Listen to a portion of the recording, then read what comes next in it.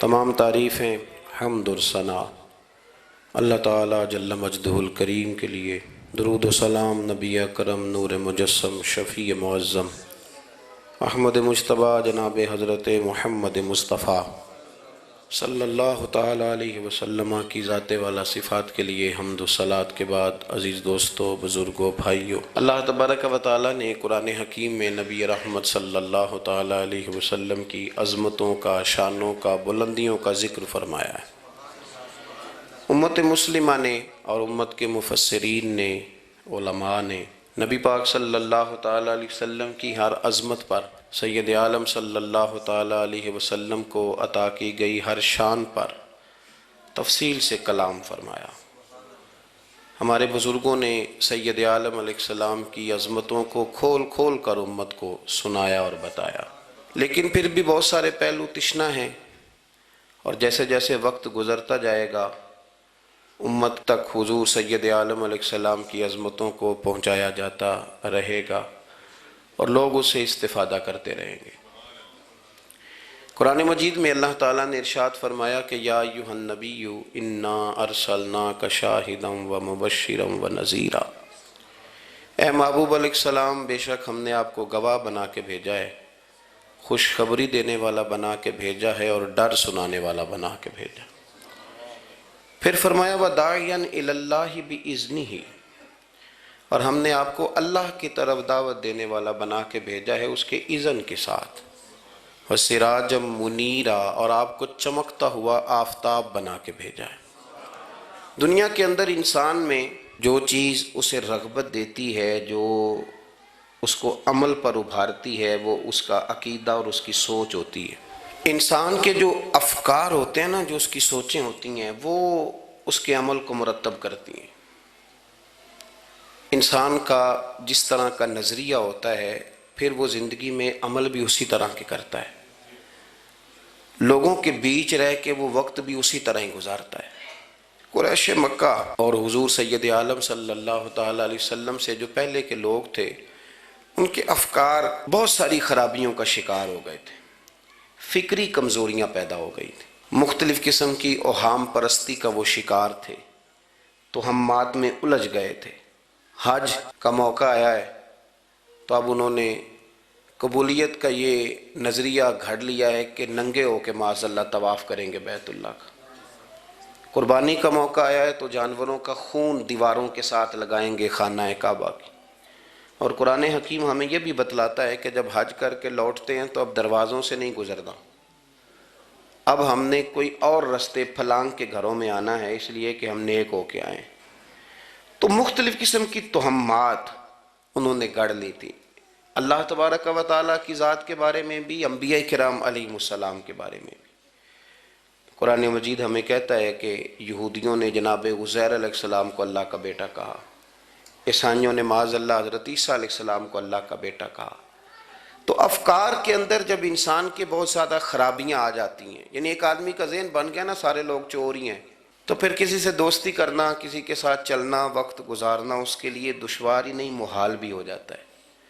اور اگر انسان محسوس کرنے لگتا ہے نا کہ یار نہیں، ایسا نہیں ہے، یہ میرے رسول کریم کی امت ہے، اور حضور علیہ السلام نے فرمایا میری امت کبھی گمراہی پر جمع نہیں ہوگی، تو امت میں خیر ہے، ہمیں خیر کو تلاش کرنا چاہیے۔ پھر انسان آہستہ آہستہ نرم ہونے لگتا ہے، لوگوں کو گنجائش دینے لگتا ہے، اور ان کی باتوں کو، ان کی کمزوریوں پر وہ استدلال کرتا ہے کہ یہاں کمزور پڑ گئے ہوں گے، یہاں یہ مسئلہ ہو گیا ہوگا۔ وہ کسی نے کہا تھا کہ جانے کس عمر میں جائے گی یہ عادت میری، روٹھنا اس سے تو اوروں سے الجھتے پھرنا۔ کئی دفعہ یوں بھی ہوتا ہے۔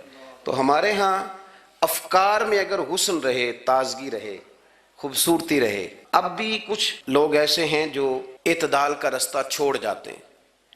صوفیاء کی جماعت میں جب سے ملنگوں نے قدم رکھا ہے، اور بہت سارے ایسے لوگ جو کہتے ہیں کہ نہیں تمہیں نہیں پتہ بات معرفت کی ہے، تو ان لوگوں نے بھی خرابی پیدا کر دی۔ پھر اس کا نقصان یہ ہوا کہ کچھ دانشوروں نے، شعراء نے، سیاستدانوں نے معاذ اللہ یہاں تک کہنا شروع کر دیا کہ جو جس کو بھی پکارتا ہے کسی نہ کسی روپ میں اللہ کو ہی پکارتا ہے۔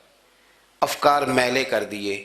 بھئی اگر جس کو بھی جو پکارا جا رہا تھا تو وہ معاذ اللہ اللہ کو ہی پکارا جا رہا تھا، جس کے سامنے جو جھکتا تھا تو کوئی نہ کوئی اس کے ہاں توحید پائی ہی جاتی تھی، تو پھر اللہ کے رسول بتوں کے خلاف کیوں جہاد کرتے رہے؟ پھر لا الہ الا اللہ کا کیا معنی ہوا؟ تو ایک تو وہ طبقہ آیا، پھر ایک الحاد اور بے دینی کا رویہ کچھ لوگوں نے یہ بھی اختیار کیا کہ معاذ اللہ انہوں نے مسبب الاسباب کی بجائے لوگوں کو اسباب پر زیادہ توکل کرنے کا معاذ اللہ درس دیا۔ دعاؤں سے کام نہیں چلتا، خالی نعروں سے بات نہیں بنتی۔ اس کو یہاں تک لے گئے کہ اگر آج انہیں حضور کا کوئی معجزہ بتایا جائے، کسی کرامت کی بات کی جائے، اللہ تبارک و تعالیٰ کی طرف سے عطا کردہ کسی انہونی ایسی بات میں جس میں خالصتاً قدرت الہی کا دخل ہو، تو ان لوگوں کے لیے ماننا مشکل ہو جاتا ہے، کیونکہ انہوں نے زور ہی اس بات پہ دے دیا ہے۔ تو ان سارے رویوں کے اندر ہمیں پھر پلٹ کر انہی تعلیمات کی طرف توجہ کرنی ہوگی جو مدینے والے محبوب نے ہمیں عطا فرمائی، جو حضور نے عقائد اور نظریات کا حسن ہمیں عطا فرمایا۔ یہ میرا دور گھبرائے ہوئے لوگوں کا دور ہے، پریشان لوگوں کا دور ہے۔ ڈپریشن کے مریضوں کی تعداد 65% تک پہنچ گئی ہے۔ اس قدر زیادہ لوگ ڈرے ہوئے، پتہ نہیں کیا ہوگا۔ جو غریب ہو گیا وہ جانتا ہے شاید کبھی بھی میرا ہاتھ نہیں پڑے گا، جو بیمار ہو گیا وہ سمجھتا ہے کہ شاید کبھی تندرست نہیں ہوگا۔ تو کمزوری آ گئی اور تیزی کے ساتھ آئی۔ ٹی وی پہ بیٹھے لوگوں نے بھی کمزور کیا۔ پھر ایک تعویذ دھاگے والے تھے، انہوں نے بھی کہہ دیا تینوں کسی نے کچھ کیتا ہے۔ او بھئی کنے کیتا ہے؟ کہندا ہے مینوں حکم ہی نہیں، مینوں تے شرارت دا حکم سی، وہ میں کر چھڑی، تینوں کسی نے کچھ ہے۔ اب تو سوچتا رہ، جتنے تیرے دشمن ہیں تو ان کی لسٹ بنا لے۔ تو شرارتیں ہوئیں، لوگ کمزور ہوئے، افکار کے اندر کمزوری آئی۔ رسول کریم صلی اللہ علیہ وسلم لوگوں کو طاقتور کرتے، توکل کا درس دیتے، توحید باری تعالیٰ کے ستھرے جذبے حضور اپنے غلاموں کو عطا فرماتے، ان کی فکری حضور تربیت فرماتے، فکری۔ اللہ کے رسول صلی اللہ علیہ وسلم غار ثور میں موجود ہیں، ساتھ سیدنا صدیق اکبر رضی اللہ تعالیٰ عنہ۔ کفار جو گرفتار کرنے والے تھے، پیچھے لگے ہوئے تھے، وہ غار ثور کے دروازے تک آ گئے۔ جس طرح ڈاکٹر بول دیتا ہے، وہ کہہ دیتا ہے کہ اب جناب مشکل ہے، اگلے ہفتے آپ چلے جائیں گے، تو وہ جو کمزور لوگ ہیں انہوں نے اگلے ہفتے کیا جانا ہوتا ہے، وہ جب ڈاکٹر بتاتا ہے اسی وقت ہی فوت ہو جاتے ہیں۔ وہ کہتے ہیں اگلا ہفتہ تو لیٹ ہے، اسی وقت ہی سمیٹ لیتے ہیں سامان سفر۔ اور کچھ لوگ ایسے تھے، ڈاکٹر نے کہا کہ جناب آپ کی رپورٹس بتاتی ہیں کہ آپ بہت جلدی چلے جائیں گے، تو انہوں نے کہا جناب آپ جو کہہ رہے ہیں اپنے علم کے مطابق کہہ رہے ہیں، پر ہونا تو وہ ہے جو میرا رب کریم چاہے گا۔ یہ وہ جذبات ہیں جو ہمیں رسول کریم علیہ السلام نے عطا فرمائے۔ دیکھو حضرت ابوبکر صدیق رضی اللہ تعالیٰ عنہ کے ساتھ حضور غار ثور میں موجود ہے۔ کفار جو گرفتار کرنے والے ہیں وہ دروازے تک آ گئے، بالکل دروازے تک۔ جناب صدیق اکبر رضی اللہ تعالیٰ عنہ ان کو دیکھ کر تھوڑا سا گھبرائے، اپنے لیے نہیں، ذات مصطفیٰ کے لیے گھبرائے، کہیں حضور کو کوئی تکلیف نہ پہنچ جائے، تھوڑا گھبرائے۔ یا رسول اللہ وہ تو قریب آ گئے، اور اگر انہوں نے پیروں کی جانب جھک کر دیکھا تو ہمیں دیکھ لیں گے۔ بالکل سرانے پہنچ گئے، یہ آ گئے، کھڑے ہو گئے، اور درمیان میں پردہ کیا ہے؟ مکڑی کا جالا، اور مکڑی کا جالا پھونک سے بھی اڑ جاتا ہے، تو مکڑی کا جالا بیچ میں۔ حضور وہ تو پہنچ گئے، ذرا جھک کر کے دیکھیں گے تو وہ تو ہمیں پکڑ لیں گے۔ اب یہ وقت تربیت ہے، اور وہ تربیت جو محبوب نے اپنے اس عظیم صحابی کی فرمائی، اس تربیت کو میرے رب کریم نے قرآن مجید میں بیان فرمایا۔ حضور فرماتے ہیں، رب فرماتا ہے کہ فرمایا محبوب نے، فرمایا لا تحزن، ابو بکر گھبرانا۔ یہ ایک موقع ہوتا ہے جب انسان کو گھیر لیتی ہیں مشکلات چاروں جانب سے، اور جو بھی آتا ہے وہ اسے مایوس ہی کرتا ہے، لیکن حالات کے سہمے ہوئے لوگوں کو بتا دو حالات بدل جاتے ہیں، ایک جیسے نہیں رہتے۔ کہا لا تحزن، ابو بکر گھبرانا، کیوں؟ ہماری فوجیں آ کے انہیں پکڑ لیں گی، یا اندر ہمارے پاس کوئی ایسا اسلحہ موجود ہے کہ ہم ان پر چھوڑ دیں گے تو یہ مر جائیں گے۔ لا تحزن، ابو بکر گھبرائیے مت۔ کیوں نہ گھبرائیے؟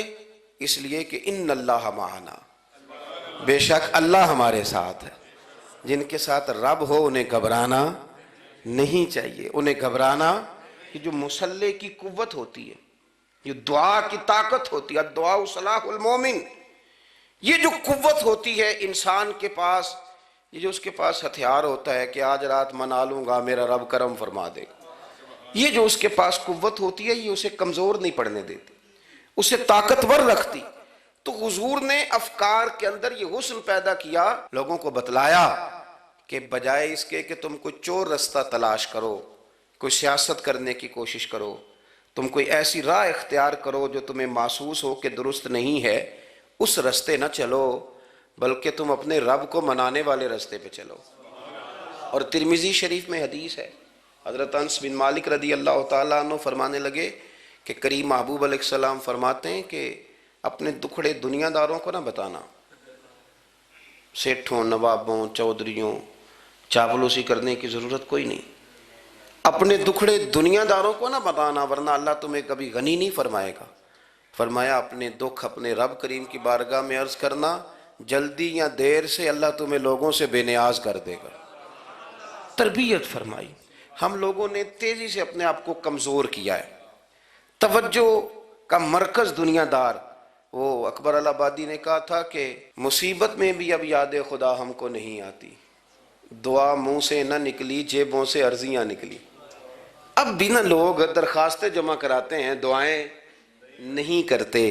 تو بھائی ایک تو یہ کہ توحید باری تعالیٰ کے بارے میں اصل نظریات، افکار کا حسن، پاکیزگی، اور آپ کا اپنے رب کی جانب پورا توجہ کرنا. ہمارے ہاں اب تو خیر کرامتیں فیس بک پہ آتی ہیں اور لوگ اس کا سوال بھی بڑا تگڑا کر کے کرتے ہیں. اور جو بچے چھوٹے موٹے ہماری طرح طالب علم ہوتے ہیں، کچھ کتابیں پڑھنے والے دین کے، وہ کئی دفعہ الجھ جاتے ہیں کہ اب اس کو ٹیلی کیسے کریں، ساتھ کیسے جوڑیں. ایسی کرامتیں اور کرامت بیان کرنا بھی لوگوں نے ذمہ داری سمجھ لیا ہے، حالانکہ جڑے محرم راز حقیقت دے وہ تے راز حقیقت کھول دے ہی نہیں. اے جنہ ویکھیا نہیں او کرن گلاں، جنہ ویکھ لیا او تے بول دے ہی نہیں، تو بات ہی نہیں کرتے. تو کرامت نا جوڑ جاڑ کے نا کہیں فٹ کی جاتی ہے. آپ کو بخاری مسلم میں حدیث ملے گی، کوئی بھی ایسی اوہام پرستی، کوئی بھی ایسا نظریہ، کوئی بھی ایسی بات جو ذہن کو منتشر کرے، یعنی ابھی تک لوگ کہہ دیتے ہیں ہمارے کہ وہ کالی بلی رستہ کاٹ گئی تھی، تو معاملہ بڑا. میں ملتان شریف پہنچا تو مجھے وہاں ایک میرے سنگی کہنے لگے، بڑا پرانا ان سے ربط ہے، کہنے لگے کہ میں نے آج نہ تجربہ کیا ہے، ویسے واقعی کالی بلی رستہ کاٹی ہے تو مشکل ہو گئی ہے.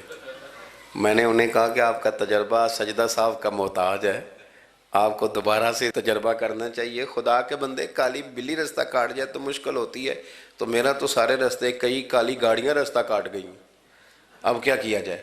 یہ کمزوری ہے. افکار میں کمزوری نہیں پیدا کریں، کچا پن نہ پیدا کریں، آپ مضبوطی لائیں.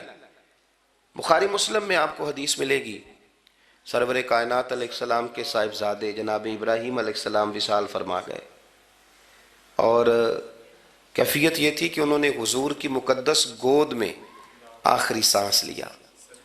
داڑھی مبارک محبوب کی آنسوؤں سے بھر گئی. حضرت انس کہتے ہیں عرض کی یا رسول اللہ آپ بھی آنسو بہاتے ہیں؟ فرمایا میرا بیٹا گیا ہے تو آنسو نکل آئے ہیں، ورنہ میری زبان پہ وہی جاری ہے جس سے میرا رب راضی ہوتا ہے. اسی دن نا، جس دن سرکار کے صاحبزادے کا وصال ہوا، اسی دن سورج کو گرہن ہو گیا. کچھ لوگوں نے بات جوڑ دی، کہنے لگے کہ آج چونکہ حضور سید عالم علیہ السلام کے صاحبزادے کا وصال ہو گیا ہے تو آج دیکھو سورج کو بھی گرہن ہو گیا ہے. بات جوڑ دی. غم کی کیفیت تھی، سرکار کی مقدس داڑھی آنسوؤں سے بھری ہوئی تھی، حالات کا تقاضا اور اس کی سمت کچھ اور تھی. حضور نے جمعے کا انتظار نہیں فرمایا، فرمایا بلاؤ لوگوں کو مسجد میں. لوگ جمع ہو گئے اور صحابہ فرماتے ہیں ہمارے خیال میں یہ تھا کہ یہ موقع نہیں تھا. آج نہ جہاد کے لیے حکم آنا ہے، کس مقصد کے لیے حضور نے طلب فرمایا، لیکن جب ہم گئے اتنا ضروری کام ہے نظریات کا صاف ہونا کہ اللہ کے محبوب نے لوگوں کو اسی دن بلا کے فرمایا لوگوں سنو، سورج اور چاند کو جب گرہن لگے تو استغفار پڑھا کرو، تسبیحات کیا کرو، نوافل ادا کیا کرو، اللہ کے حضور حاضر ہوا کرو. فرمایا یہ سورج اور چاند کو جب گرہن لگے تو یہ اللہ کی نشانیوں میں سے نشانی ہوتا ہے، کسی بندے کے دنیا سے جانے کا اس کے ساتھ کوئی تعلق نہیں۔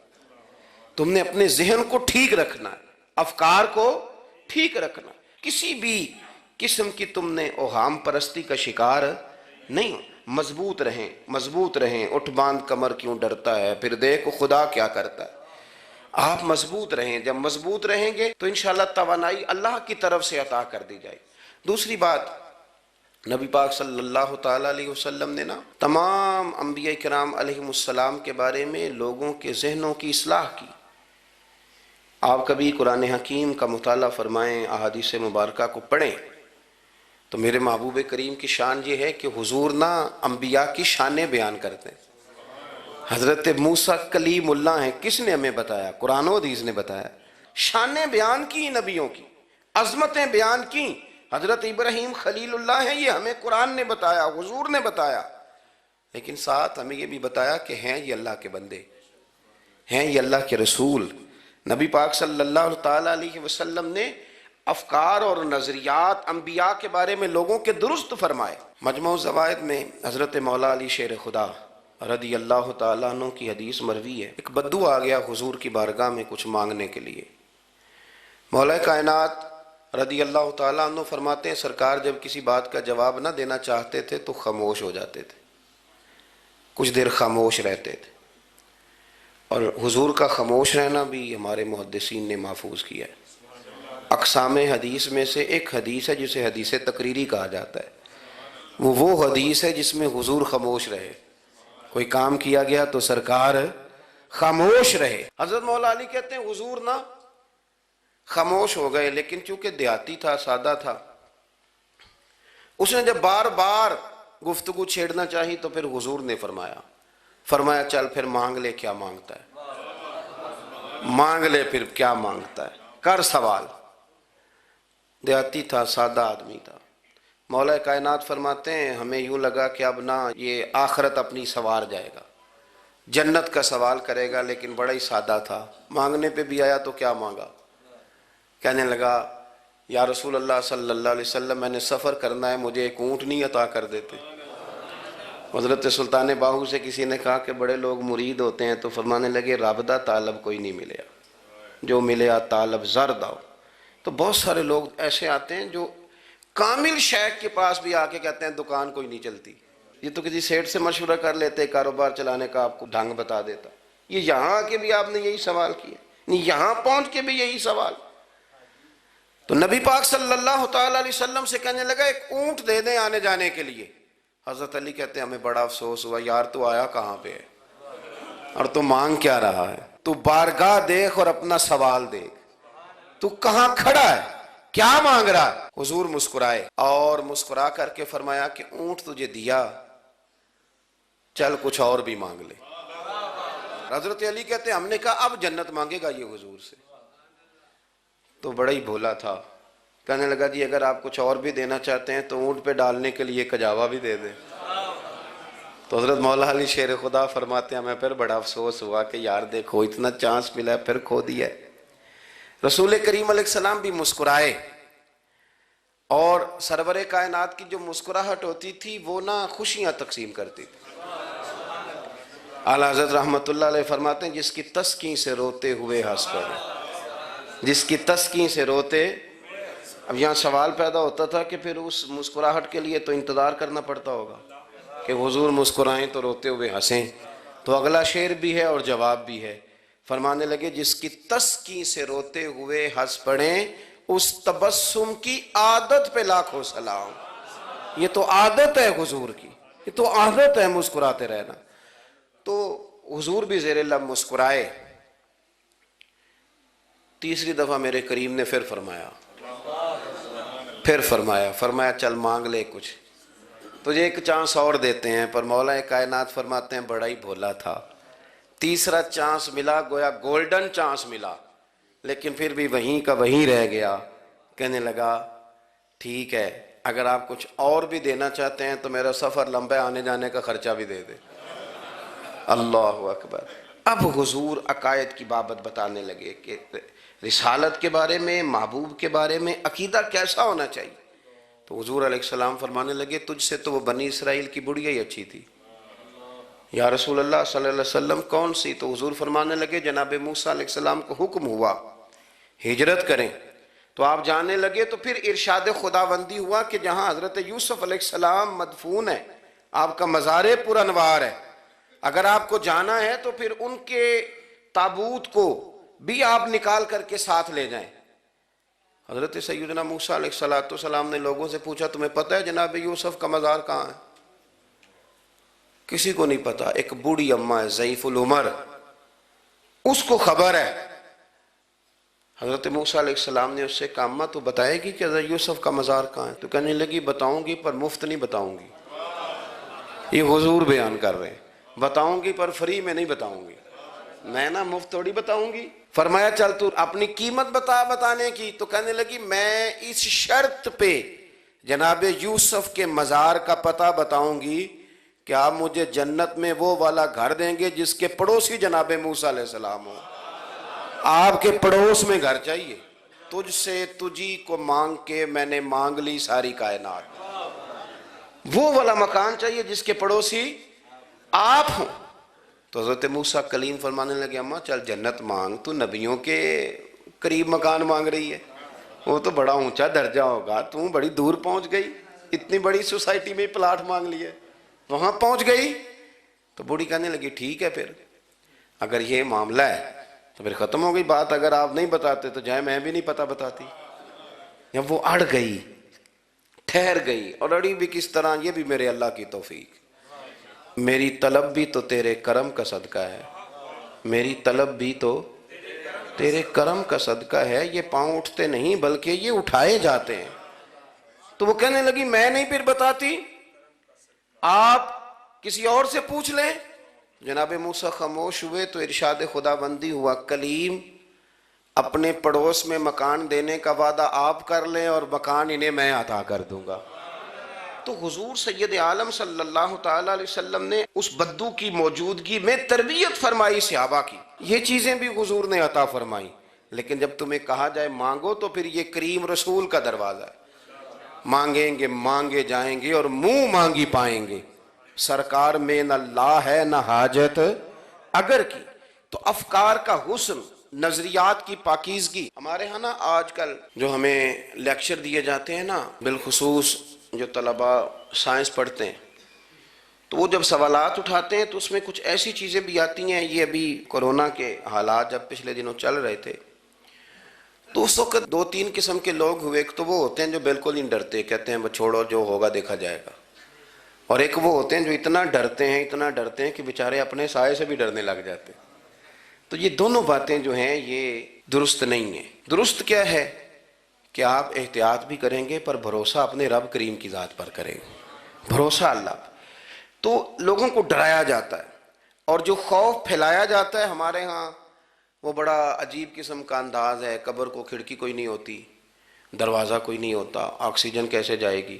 یا آپ کبھی ٹویٹر پر مختلف بڑے لوگوں کے پیغامات دیکھیں تو موت کے بارے میں جب وہ چیزیں شیئر کرتے ہیں تو عجیب سا رنگ اس کا محسوس ہوتا ہے کہ اللہ جانے یہ بیچارہ کہاں کھڑا ہو گیا ہے، اور خوف، اور لوگ اس کا ذہن بنا کے ڈرتے ہیں۔ ڈرنا چاہیے، ضرور ڈرنا چاہیے، لیکن ایک بات یاد رکھیں، حضرت مولا علی فرمایا کرتے تھے کہ ڈرنا تو اپنے اعمال سے چاہیے اور ان کو درست کرنا چاہیے۔ ڈرنا تو اس چیز سے چاہیے کہ کیا ہم نے وہ راستہ اختیار کیا ہے جو قبر کو بالکل تنگ کر دے گا، جو جہنم کے گڑھوں میں سے گڑھا بنا دے گا۔ اگر وہ راستہ ہے اور اس پر آپ چلے ہوئے ہیں، آپ سخت ہو گئے ہیں، آپ نے سوچنا چھوڑ دیا ہے، آپ نے حقوق العباد کے معاملے کو ترک کر دیا ہے، آپ اپنی طبیعت کے لحاظ سے لوگوں کو ستانا مشغلہ بنا بیٹھے، آپ حلال حرام کی تمیز چھوڑ گئے، نگاہوں کی صفائی سے لے کر رزق حلال کو پیٹ میں لے جانے تک اگر غیر محتاط ہو گئے تو پھر تو خوف کھائیں۔ لیکن یہاں ان نظریات کی بابت جو حضور نے ہماری تربیت فرمائی، تو حضور نے ہمیں یہ نہیں فرمایا کہ میرا مومن ہو تو تم اسے کھڈے میں چھوڑ آؤ گے، ہو زندگی تقوی اور محتاط رہ کر گزارنے والا اور تم اسے کھڈے میں چھوڑ آؤ، یہ نہیں ہے، بلکہ فرمایا جو میرے مومن کی قبر ہوتی ہے روضہ من ریاض الجنہ، وہ تم اسے نہ کھڈے میں نہیں چھوڑ کے آئے، باغ میں چھوڑ کے آئے ہو، آپ باغ کا تصور کریں پھر قبر کو سوچیں. نہیں باغ میں چھوڑ کے، اور باغ بھی معمولی نہیں، جنت کے باغوں میں سے باغ، جنت کی کیاریوں میں سے روضۃ من ریاض الجنہ. اب ذرا اس اینگل سے آپ اپنی قبر کو سوچیں، اس رویے کے ساتھ کہ اگر قبر آپ کی جنت کا باغ ہے تو باغ میں جاتے بندہ ڈرتا تو نہیں. اور باغ اتنا حسین ہے کہ جس میں پہلی آنکھ کھلے گی تو پہلی نظر اٹھے گی تو مدینے والے محبوب کا چہرہ نور نظر آئے گا. اتنا شاندار باغ ہے. آپ اس کی رعنائی، اس کا حسن اور اس کی خوشبو کو ملاحظہ فرمائیں. تو حضور نے نا ہماری تربیت فرمائی. میں اکثر کہا کرتا ہوں احباب سے کہ انسان 10-15 سال کے بعد پردیس سے واپس لوٹے اور ماں اگر موجود ہو نا گھر میں، اتنا تگڑا استقبال کرتی ہے کہ مزہ آ جاتا ہے. اس کا بس نہیں چلتا، مکان بھی نہیں بنا دے، فلانی چیز بھی نہیں لے آؤ، میرا پتر آ رہا ہے، فلانی بھی. تو سالوں بعد بندہ گھر لوٹے تو ماں اتنا استقبال نہیں کرتی جتنا قبر میں اللہ کی رحمت بندے کا استقبال کرتے.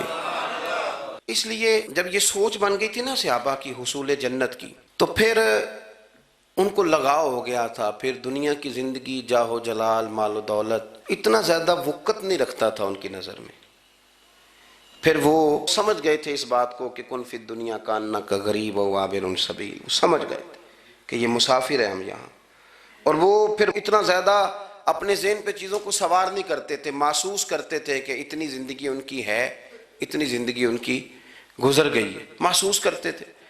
اور اس پر پھر وہ جو فوکس کرتے تھے وہ آخرت کے لیے کرتے تھے. ایک خاتون حضور کی بارگاہ میں حاضر ہوئی. یہ بھی سیاستہ میں آپ کو روایت ملے گی، بہت ساری کتابوں میں ہے لیکن اس کی اصل آپ کو بخاری شریف میں ملے گی. حضرت ابو ہریرہ رضی اللہ تعالیٰ عنہ فرماتے ہیں کہ خاتون آئی تو اس نے آ کر نا بڑے درد کے ساتھ حضور کی بارگاہ میں استغاثہ پیش کیا.